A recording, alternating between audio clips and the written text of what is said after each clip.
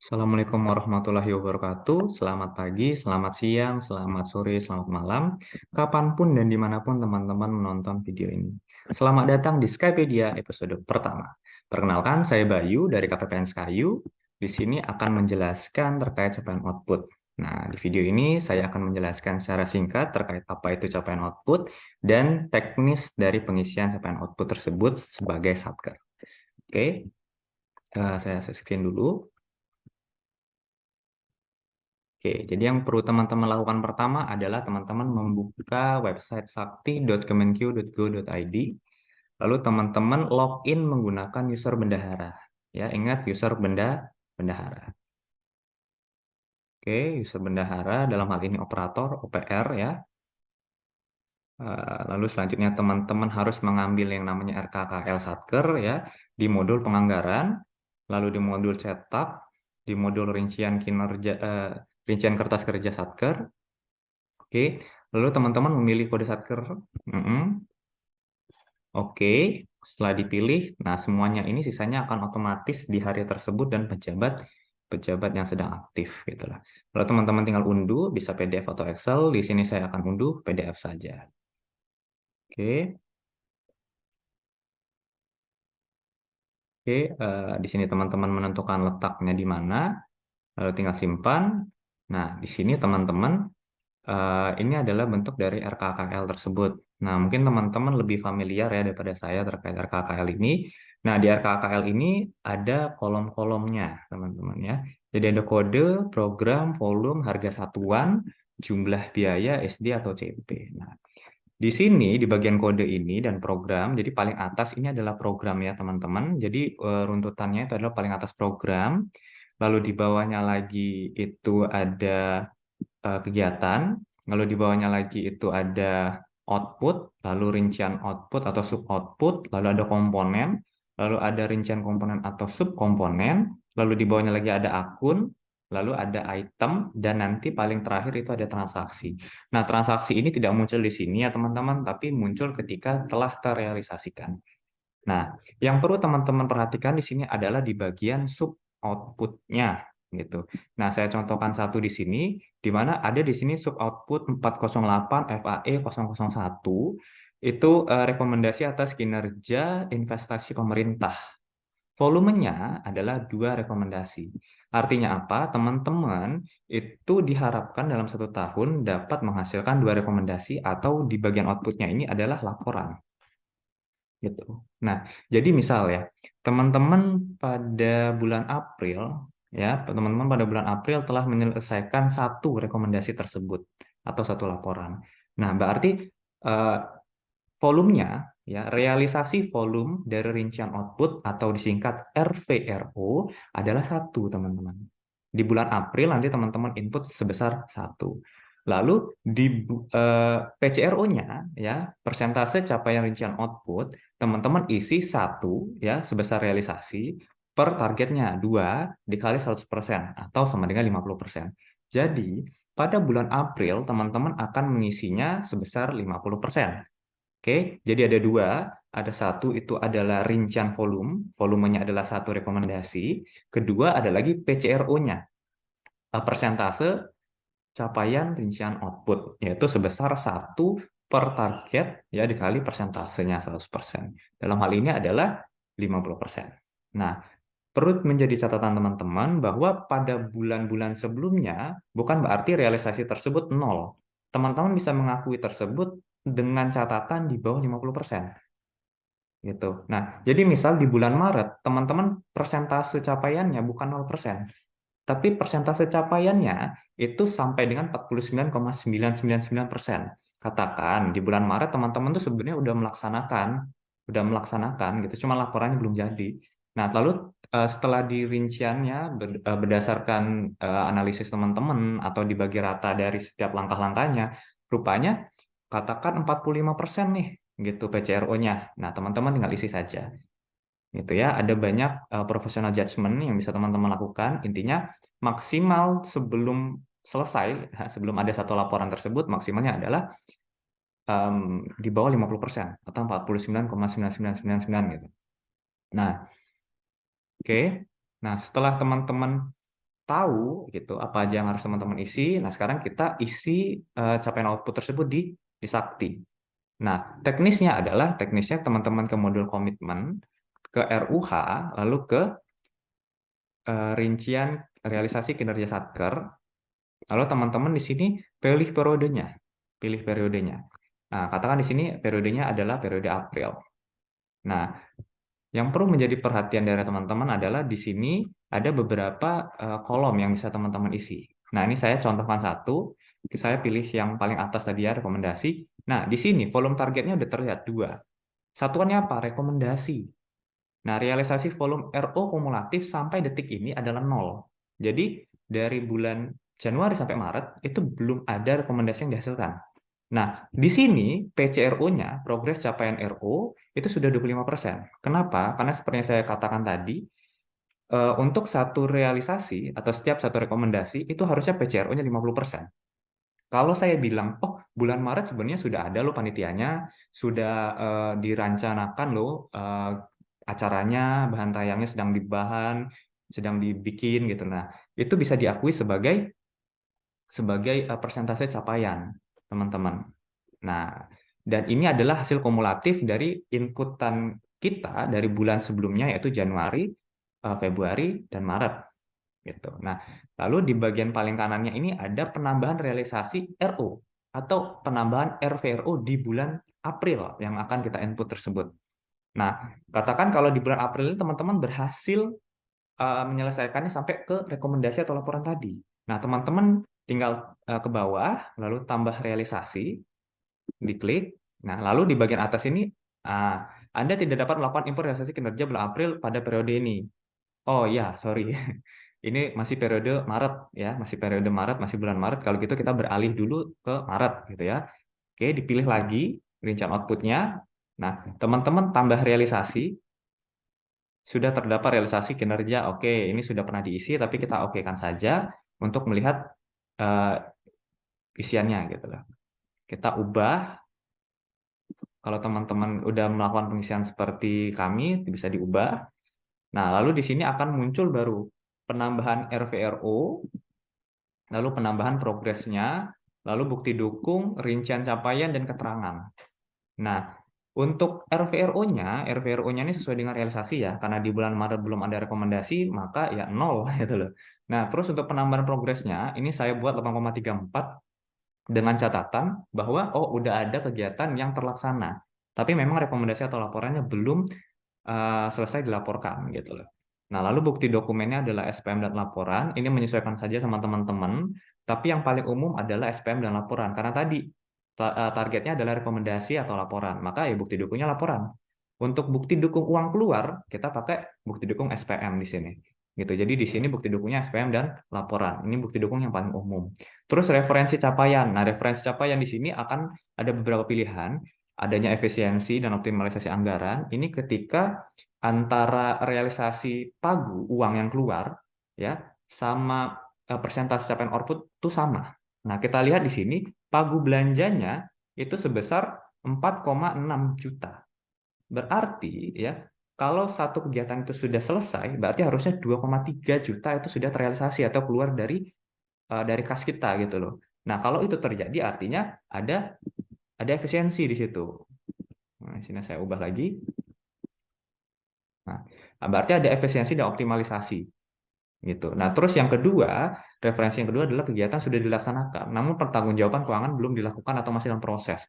Bisa jadi uang itu sudah dikeluarkan, kita pakai UP, tapi memang belum di GU-kan, sehingga belum muncul di sini realisasi pagunya, karena memang belum di GU-kan, bahkan belum dikwitansikan gitu loh, belum dibebankan ke akun tersebut, sehingga antara PCRO-nya sama realisasi pagunya itu nggak klop. Tapi sebenarnya udah selesai, udah keluar duitnya, tapi memang belum dikwitansikan saja atau belum dipertanggungjawabkan. Nah, di sini yang ketiga, alokasi anggaran terlalu besar atau melebihi kebutuhan. Nah, dalam hal ini seandainya tadi per kegiatan harusnya menghabiskan 2,3, ternyata cuma habis 1 juta gitu kan. 1,3-nya kemana gitu loh. Berarti ada anggaran yang lebih, maka pilihan nomor 3. Lalu ada lagi tidak atau belum melakukan revisi penyusunan target output. Nah, dalam hal ini teman-teman bisa melakukan revisi dan berkoordinasi dengan KL masing-masing gitu, KL pusat masing-masing. Nah, kalau ada revisi, maka ya pilih nomor 4 tersebut gitu loh. Oke, yang 9 ini lain-lainnya, dan pastikan jangan pilih lain-lainnya supaya di CSO KPPN tidak bingung nanti menetapkannya ya. Nah, lalu di sini ada keterangan. Keterangan di sini ya teman-teman tulis saja di sini karena memang pelaksanaannya belum, acaranya belum jalan, maka saya tulis keterangannya dalam proses pelaksanaan gitu. Lalu teman-teman tinggal klik simpan. Nah, nanti akan ada notifikasi seperti ini. Get progres kinerja dengan persentase realisasi terlalu tinggi. Dalam artian capaian kinerja terlalu tinggi dibandingkan sama realisasi anggarannya tinggi banget. Nah, gitu. Apakah Anda yakin ingin mengisi data ini? Nah, kita ya dulu. Nah, jadi gap ini ya, jadi di bagian data kumulatif realisasi kinerja ini kita bisa lihat rincian outputnya tadi kan rekomendasi atas kinerja investasi pemerintah. Pagunya 4,6, tapi duit yang keluar masih nol. Nah, persentase penyerapan anggaran jadinya nol, ya kan? Nah, target kinerja RO tadi ya dua rekomendasi atau dua laporan. RVRO-nya belum ada, laporannya belum ada, tapi kita udah ngakuin progres 25%. Sehingga ada gap di sini. Gap di sini nilai 25% ini didapat dari apa? Persentase anggaran dibandingkan progres capaian ini. Di sini selisihnya adalah jelas 25 sama 0, selisihnya 25%. Kalau lebih dari 20%, maka itu akan muncul notif seperti tadi dan harus meminta persetujuan dari CSO KPPN terkait. Gitu ya. Nanti harus dikomunikasikan dan dijelaskan kenapa ini bisa ada gap. Nah, dalam hal ini kan ya Sami menjelaskan seperti tadi bahwa targetnya hanya 2 dan sedang proses gitu, proses sampai dengan acaranya dan sampai dengan laporannya selesai. Jadi kami bisa mengakui dengan nilai persentase di bawah dari 50%. Seperti itu. Nah, lalu begitu ya teman-teman, nanti teman-teman kalau sudah menginput satu, nanti ini akan berubah ya data kumulatifnya langsung seperti yang teman-teman isi aja. Hanya satu nanti munculnya, tinggal di refresh data di bagian sini, di refresh, lalu dia akan muncul lagi semuanya. Nah, lalu teman-teman isi satu-satu nih. Setelah isi satu-satu, satu-satu, satu-satu. Nah, ya yang perlu teman-teman perhatikan lagi di sini ada fitur namanya pertama kirim. Bagian pojok kanan bawahnya ada namanya kirim. Jadi kalau sudah diinput semua, teman-teman kirim. Nah, lalu sebelum Anda melanjutkan proses kirim data, pastikan data yang diinput sudah benar. Lanjutkan proses kirim, ya. Ini akan dikirim ke OMSPAN. Nah, ini akan ada notif capaian output belum dibuka. Nah, dalam hal ini kan Maret belum selesai. Nah, di sini masih tanggal 14, tapi 14 Maret ya, teman-teman. Tapi teman-teman sudah mengirim. Nah, di sini belum bisa ngirim. Tapi kalau periode sebelumnya, teman-teman nanti akan kekirim notifikasinya sudah telah terkirim. Nah, tetapi dengan catatan di OMSPAN itu tidak otomatis real time, tidak real time gitu. Jadi teman-teman harus menunggu setiap 1 jam data tersebut akan diperbarui. Jadi kalau teman-teman mengunggahnya, mengirimnya jam 4.14, nah teman-teman harus nunggu jam 5 gitu, jam 6 gitu baru masuk nanti di CSO-nya. Oke. Nah, itu untuk fitur kirimnya, lalu ada namanya hitung otomatis. Nah, hitung otomatis ini bisa digunakan untuk RO dengan capaian volumenya itu sebesar 1. Artinya apa? Artinya kan sebelum akhir tahun, teman-teman bisa mengakui persentasenya 99,9999% gitu. Karena cuma 1 gitu loh. Kita bisa bilang, oh realisasinya lagi dibuat gitu loh, lagi dijalankan, tapi memang belum selesai aja gitu, belum selesai sampai 1 volumenya gitu loh. Nah, di sini dicontohkan ya biasanya itu adalah keperluan perkantoran teman-teman. Nah, di sini coba saya lihat lagi, ada di keperluan perkantoran ya. Perluan perkantoran, perluan mana ya? Target. Nah, ini 1. Ini ya, ini ada 1. Ini review belanja pemerintah. Ada lagi. Coba ya, kita refresh data. Oke, kita ke bawah dulu. Oke, di sini ada contoh misal, nah, layanan perkantoran.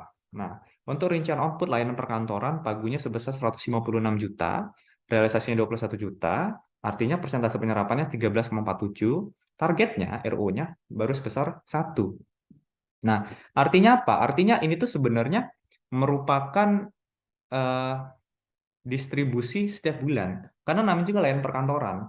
Misal teman-teman di kantornya ada mic gitu loh, butuh baterai, teman-teman beli baterai. Ada juga teman-teman bayar listrik, layanan perkantoran. bayar telepon, bayar air. Nah, itu eh, RO-nya akan dibuat satu. Artinya apa? Itu dibagi rata PCRO-nya setiap bulan.